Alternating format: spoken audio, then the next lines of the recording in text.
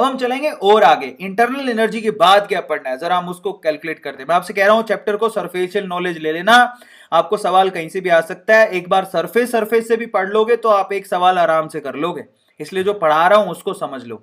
अब हम बात करते हैं इंटरनल एनर्जी के बाद फर्स्ट लॉ ऑफ थर्मोडायनेमिक की। थर्मोडायनेमिक का पहला नियम क्या है, ये बहुत इंपॉर्टेंट चीज आ गई है। अब यहां से आपके कैलकुलेशंस वी कैन से की क्वेश्चन आते हैं।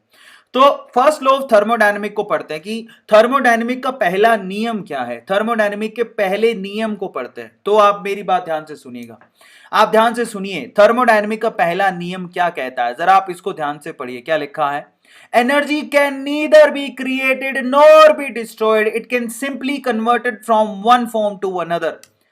आपका थर्मोडायनेमिक का पहला नियम कहता है कि आप ना तो एनर्जी को क्रिएट कर सकते हैं ना ही एनर्जी को डिस्ट्रॉय कर सकते हैं, आप सिर्फ एक फॉर्म से दूसरे फॉर्म में एनर्जी को कन्वर्ट कर सकते हैं।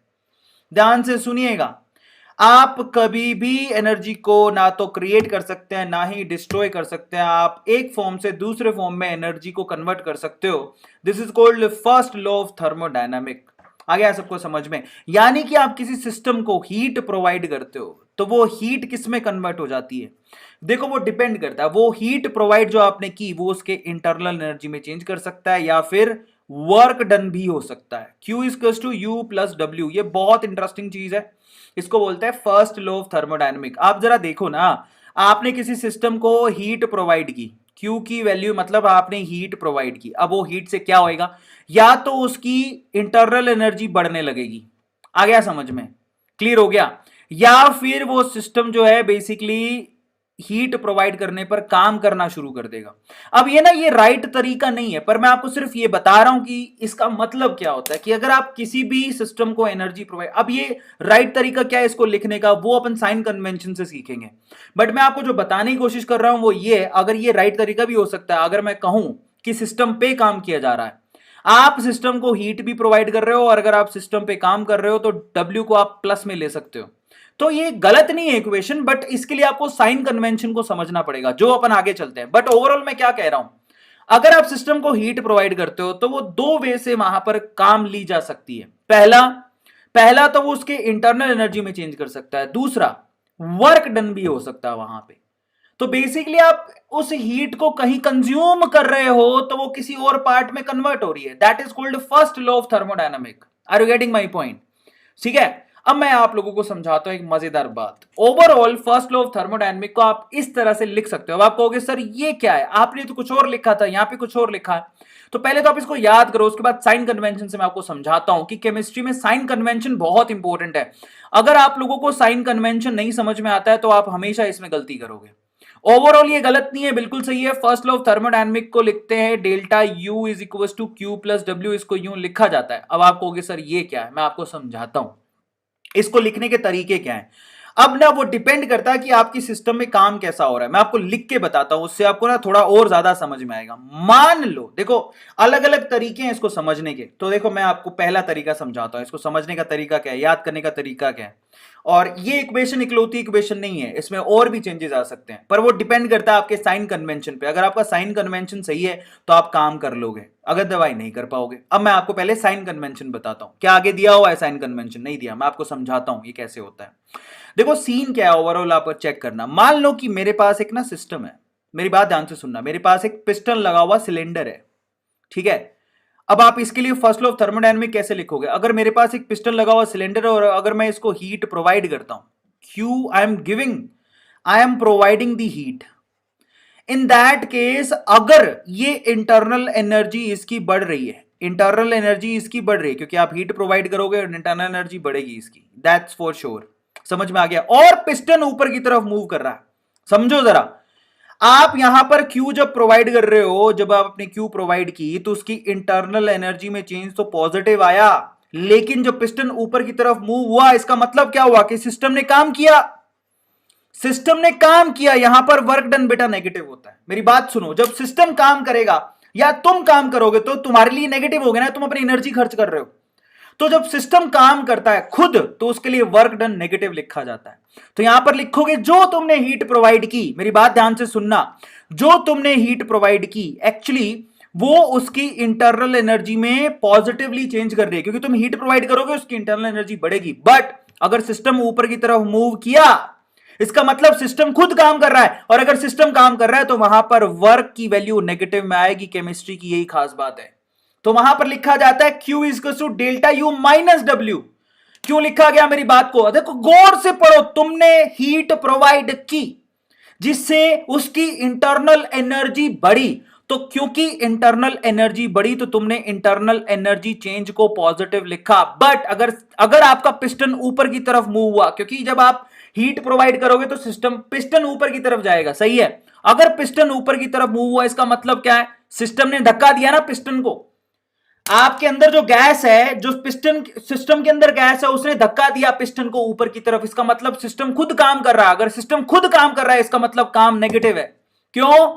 साइन कन्वेंशन यही कहता है कि अगर सिस्टम खुद काम कर रहा है तो एनर्जी खर्च कर रहा होगा। अगर एनर्जी खर्च कर रहा है तो वहां पर डब्ल्यू की वैल्यू नेगेटिव लिखी जाएगी। यही साइन कन्वेंशन है जो मैं आपको आगे भी बताऊंगा। मैं आपको साइन कन्वेंशन यहां भी बता सकता हूं, पर मेरी बात को ध्यान से सुनना। In that case work done by the system is always negative. तो अगर आप ये देखोगे तो आपकी वो इक्वेशन आ जाएगी जो आप वहां पर ढूंढते फिर रहे हो। इसका मतलब डेल्टा यू किसके बराबर हो गया? Q plus W. और एक्चुअली ये सबसे सही तरीका है केमिस्ट्री में फर्स्ट लॉ ऑफ थर्मोडायनेमिक को याद करने का। अब आपको सर साइन कन्वेंशन बता दो, तो मैं आपको साइन कन्वेंशन बता देता हूं। पहले आप में से कितने बच्चों को फर्स्ट लॉ ऑफ थर्मोडायनेमिक याद हो गया? Delta U equal to Q plus W, ये फर्स्ट लॉ ऑफ थर्मोडायनेमिक किस किस को याद हो गया? पर मैं आपको बता देता हूं, delta U equal to Q plus W जब आप लिखते हो तो उस केस में यहां पर हीट प्रोवाइड की गई है। Heat is given to the system. Q का मतलब क्या हुआ? Heat is given to the system. W का मतलब क्या हुआ? Work done by the system. ये work done by the system है। जरा शब्दों को पकड़ना, work done by the system है, ठीक है। क्यू का मतलब क्या है? Heat given to the system. Heat given to the system. और डेल्टा यू का मतलब क्या है? Internal energy change in the system. आपको ना अंग्रेजी आनी चाहिए इसके लिए, नहीं तो मारे जाओगे सब के सब। तो साइन कन्वेंशन समझाता हूं। देखो भैया, साइन कन्वेंशन बहुत सिंपल है। आप गुजरात गए हो कभी, धंधा पानी देखे हो, पापा अगर जो जिनकी दुकान है वो समझेंगे। तो देखो हमारे धंधे में पॉजिटिव चीज क्या होती है? आई तो पॉजिटिव, गई तो नेगेटिव। धंधे में कोई चीज आई तो पॉजिटिव, अगर गई तो नेगेटिव। समझ में आता है? मेरी बात ध्यान से सुनना। बस इसी को साइन कन्वेंशन में आप रूल्ड आउट करोगे। मेरी बात ध्यान से सुनना। ये आपकी दुकान है, सपोज करो ये आपकी दुकान है। मेरी बात ध्यान से सुनना। इस धंधे में अगर पैसा आया, इस धंधे में अगर पैसा आया तो वो पॉजिटिव होगा, और इस धंधे से पैसा गया तो वो क्या होगा? नेगेटिव होगा। समझ में आ गया? बस सेम चीज अप्लाई कर दो हर जगह पे। आ जाओ, मैं तुम्हें समझाता हूं इसका मतलब क्या है। इसका मतलब यह है कि साइन कन्वेंशन आप स्पेशली डब्ल्यू पे लगाते हो। देखो, अब आप कहोगे work done by the system. Work done by the system, अगर सिस्टम ने काम किया तो वो वर्क हमेशा क्या होगा? नेगेटिव। मेरी बात सुनो, work done by the system तो वो वर्क क्या होगा? नेगेटिव, क्योंकि सिस्टम खुद काम कर रहा है। और अगर सिस्टम काम करेगा तो वो एनर्जी को खर्च करेगा, तो वो क्या हो गया? Basically negative. Work done by the system is always negative. मतलब एक्सपेंशन की बात कर रहा हूं। एक्सपेंशन बेटा पढ़ लो, काम आएगा जब भी एक्सपेंशन होता है। एक्सपेंशन समझते हो? एक्सपेंशन का मतलब होता है जब पिस्टन ऊपर की तरफ मूव करता है, ऊपर की तरफ। समझ में आ गया? तो एक्सपेंशन होता है, वहां पर वर्क डन हमेशा नेगेटिव लिया जाता है। समझ में आया? अब दूसरे पर चलते हैं। पहला हो गया, दूसरे पर चलते हैं। Work done on the system. Work done on the system. अब बाय नहीं है, अब ऑन है, मतलब आप खुद काम कर रहे हो। अगर आप खुद धक्का लगाओगे तो आप खुद को पता है यार, in that case work done on the system है। तुमने काम किया तो तुमने एनर्जी खर्च करी, तो सिस्टम का कुछ नहीं गया। इसको बोलते हैं कंप्रेशन। कंप्रेशन में वर्क डन पॉजिटिव होता है। याद कर लो, एक्सपेंशन में वर्क डन नेगेटिव होता है, कंप्रेशन में वर्क डन पॉजिटिव होता है। क्या इतनी सी बात को समझने के लिए लाल चड्डी चाहिए क्या तुम्हें? मेरी बातों को समझ नहीं पा रहे हो जो मैं बोलने की कोशिश कर रहा हूं? मैं बोलने की कोशिश कर रहा हूं, देखो अगर सिस्टम ने काम किया तो नेगेटिव होगा, सिस्टम पे काम किया गया तो वो पॉजिटिव होगा। आ गया समझ में? इसी तरह से आप हीट पे भी ले सकते हो। हीट पे भी लो, देखो heat given to the system. Heat given, शब्दों को पकड़ो, heat given to the system. System को हीट दी गई तो भैया तुम्हें कोई पैसा दे तो पॉजिटिव हुआ ना। Heat given to the system is positive, but heat released by system, heat released by system, heat released by the system is always negative. अब मैं इसको थोड़ा सा डायग्रामेटिकली समझाता हूं, तो मैं और अच्छे समझ में आएगा। फाइनली आप इसको कैसे रूल्ड आउट करोगे? फाइनली रूल्ड आउट कुछ इस तरह से करोगे। अब आप साइन कन्वेंशन को बड़े ध्यान से समझ लेना, जो मैं बोलने की कोशिश कर रहा हूं मैं आपको एक सिंपल तरीके से समझाता हूं। ये जितनी भी चीजें थी ना उनको मैं सिंपल तरीके से समझाता हूं। इरेजर पकड़ के मैं यहां पर आपको लास्टली समझा रहा हूं। साइन कन्वेंशन बहुत इंपॉर्टेंट है, कई बार तो साइन कन्वेंशन पे ही सवाल आ जाते हैं, तो मैं बॉक्स के थ्रू समझाता हूं। बानिया बुद्धि लगाना, आपको अपने आप समझ में आ जाएगा जो मैं बोलने की कोशिश कर रहा हूं। मेरी बात ध्यान से सुनना। ये एक सिस्टम है, ये एक सिस्टम है, समझ में आया?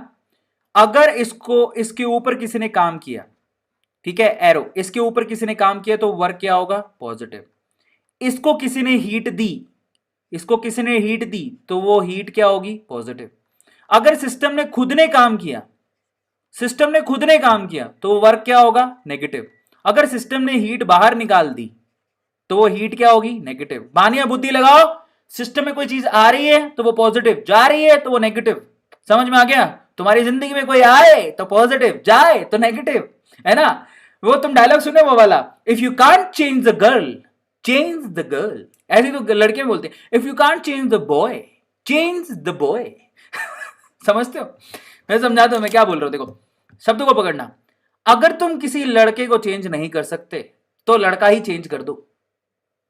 अगर तुम किसी सिस्टम को चेंज नहीं कर सकते तो सिस्टम ही चेंज कर दो। तो if you can't change the girl, change the girl. If you can't change the boy, change the boy. Sir ये कहा देखे थे मैं, प्यार का पंचनामा मूवी में था ये। सो ये बेसिकली मतलब सिंपल है कि यहां पर अंदर जो चीज आ रही है वो पॉजिटिव, बाहर जा रही है वो नेगेटिव है।